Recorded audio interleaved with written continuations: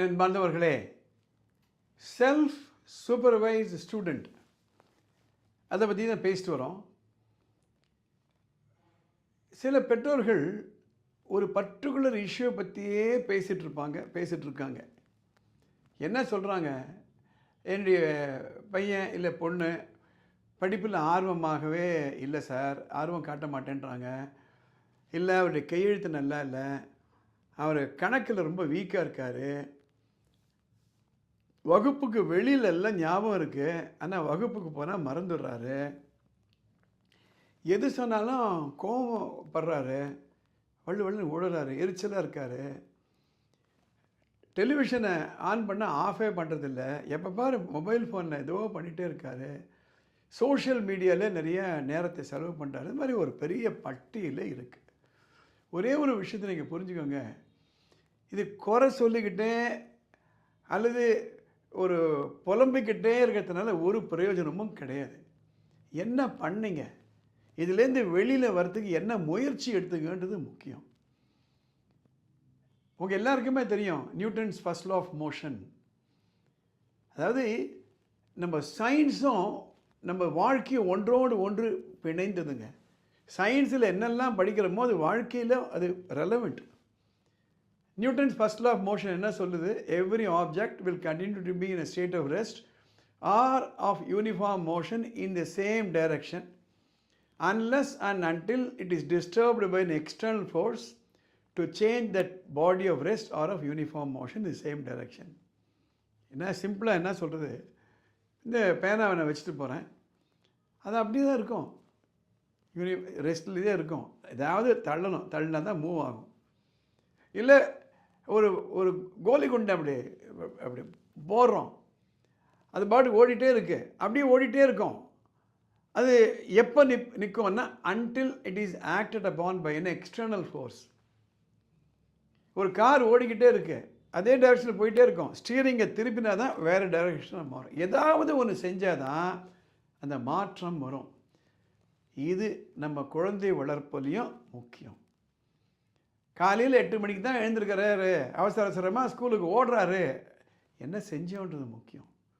இதை blame பண்ணுறதுனாலையோ labelling பண்ணுறதுனாலையோ இல்லை குறை கூறுவதனாலேயோ இல்லை கிரிட்டிசைஸ் பண்ணுறதுனாலையோ இல்லை திட்டுறதுனாலையோ அடிக்கிறதுனாலையோ மாற்றங்கள் வராது. இதை நம்ம புரிஞ்சுக்கணும். ஹேண்ட் ரைட்டிங்கே சரியில்லை அப்படின்னா அது எப்படி இன்னொரு குழந்தைக்கு ஹேண்ட் ரைட்டிங் கரெக்டாக இருக்குது? அவருடைய ஹேண்ட் ரைட்டிங்கும் மோசமாக தான் இருந்திருக்கும். ஆனால் அந்த ஹேண்ட் ரைட்டிங் மோசமாக இருக்குதுன்னு அவர் உணர்ந்து ஹேண்ட் ரைட்டிங் ப்ராக்டிஸ் எடுத்திருப்பார்ல, அப்போ அந்த நேரத்திலிருந்து அவருடைய ஹேண்ட் ரைட்டிங் சரியாயிடுச்சுன்னு அர்த்தம். கணக்கு பாடமே வரலை அப்படின்னா என்ன செஞ்சீங்க? அப்போ அந்த ஆன்சர் பேப்பரை எடுத்து பாருங்கள், எந்த இடத்துல மிஸ்டேக் பண்ணுறான்னு பாருங்கள். ஒருவேளை நீங்கள் படிக்கலை அப்படின்னா கணக்கு ஆசிரியரை போய் பாருங்கள், இல்லை ஒரு கணக்கு நிபுணர் இருப்பார், எக்ஸ்பர்ட் இருப்பார், அவர்கிட்ட போய் கேளுங்க. அவரை கேளுங்க, என்ன செய்யலான்னு கேளுங்க. அவர் சில எக்ஸசைஸ் எல்லாம் கொடுப்பாரு, அதை செய்யுங்க. இந்த எஃபர்ட் எடுக்கலைன்னா முடியவே முடியாது. Nothing comes out of nothing என்று சொல்வார்கள். ஸோ இன்றைக்கி என்ன பண்ண போகிறீங்க, நீங்கள் உங்கள் குழந்தை சம்மந்தப்பட்ட 5 பிரச்சனைகளை நோட் பண்ண போகிறீங்க. ஏதாவது 5 பிரச்சனை, அது முக்கியமான 5 பிரச்சனை. இப்போ சொன்ன மாதிரி காலையில் சரியாக எழுந்திருக்க மாட்டேன், கரெக்டாக நேரத்தை எழுந்திருக்க மாட்டேன்றாரு, நேரத்தை வேஸ்ட் பண்ணுறாரு, அவருடைய ஹேண்ட் ரைட்டிங் சரியில்லை, அதே மாதிரி ஒரு 5 எடுத்துக்கோங்க. அந்த 5 எடுத்துகிட்டு அதுக்கு அகேன்ஸ்டாக நாளையிலிருந்து அந்த பிரச்சனையிலிருந்து வெளிவருவதற்கு என்ன செய்ய போகிறீங்கன்னு ஸ்பெசிஃபிக்காக ஒரு ஆக்ஷன் பிளானை எழுதுங்க. அந்த ஆக்ஷன் பிளான் எழுதினா மட்டும் போகாது, அதை நடைமுறை பயிற்சி கொண்டு வாங்க, இம்ப்ளிமெண்ட் பண்ணுங்கள். அப்போ தான் அதுலேருந்து வெளியில் வர முடியும்.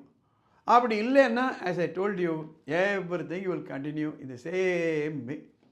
If you continue to do the same thing, you will continue to get the same thing.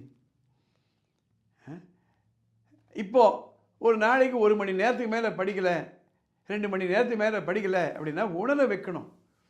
எனக்கு வாரத்துக்கு ஒரு 6-7 பேர் கவுன்சிலிங் கொண்டு வராங்க, குழந்தைகளை கூட்டு வராங்க. அவங்கள்ட்ட நான் இந்த லைஃப் ஸ்டைலை பற்றி தான் நம்ம அதிகமாக நான் பேசுவேன். நம்ம பேச வேண்டியது என்ன? கோல். நீ எதை நோக்கி பயணித்து கொண்டிருக்கிறாய்? அடுத்த 10 ஆண்டுகள், அடுத்த 5 ஆண்டுகள், அடுத்த 6 மாதங்கள், அடுத்த 1 வாரம், நாளைக்கு என்ற ஒரு தொடர்போடு அவரோட பேசணும். 2வது லைஃப் ஸ்டைல். காலையில் எழுந்து ராத்திரி தூங்குற வரையில் உங்களுடைய லைஃப் ஸ்டைல் என்ன? எத்தனை மணிக்கு எழுந்திருக்கிறீங்க, எத்தனை மணிக்கு தூங்குறீங்க, இடைப்பட்ட காலத்தில் என்ன செய்கிறீங்க, அந்த லைஃப் ஸ்டைலை மாற்றணும். இது ரெண்டுமே கோல் கூட until it is acted upon by an external force, அது அப்படியே தான் இருக்கும். அதே மாதிரி தான் life style until it is acted upon by an external force, அப்படித்தான் இருக்கும். இந்த இடத்துல தான் உங்களுக்கு கவுன்சிலிங்கும் மென்டரிங்கும் தேவைப்படுது. நிறைய பெற்றோர்கள் சொல்லுவாங்க, நான் எத்தனை முறை சொன்னாலும் கேட்க மாட்டேன்றாங்க. சொல்வது வேறு, அறிவுரை கொடுப்பது வேறு, திருத்தி கவுன்சிலிங் பண்ணி அவரை ஒரு நல்ல நிலைக்கு கொண்டு வருது என்பது வேறு. அதுக்குன்னு எக்ஸ்பர்ட்ஸ் இருக்காங்க. அந்த எக்ஸ்பர்ட்ஸ்கிட்ட போனால் அவங்க கரெக்ட் பண்ணுவாங்க. எனவே everything will continue until it is changed. இந்த வீடியோக்கெல்லாம் பாருங்கள், கிட்டத்தட்ட ஒரு 17-18 வீடியோ போட்டுட்டேன். அந்த லிங்க்கில் போய் பார்த்தீங்களான்னா அந்த பிளேலிஸ்ட்டை கொடுத்துருங்க, மறுபடியும் பாருங்கள். ஏனென்றால் இன்றைக்கு குழந்தை வளர்ப்பு என்பது கொஞ்சம் காம்ப்ளிகேட் ஆகி போயிட்டே இருக்குது. இந்த பதிவு உங்களுக்கு பிடிச்சிருந்ததுன்னா லைக் பண்ணுங்கள், ஷேர் பண்ணுங்கள், மற்றவங்களை எடுத்து சொல்லுங்கள். அடுத்த எபிசோடில் பார்க்கலாம்.